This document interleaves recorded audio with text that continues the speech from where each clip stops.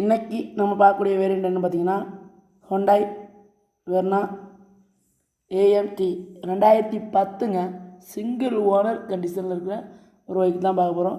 இந்த வண்டி பார்த்திங்கன்னா டீசல் வண்டிங்க.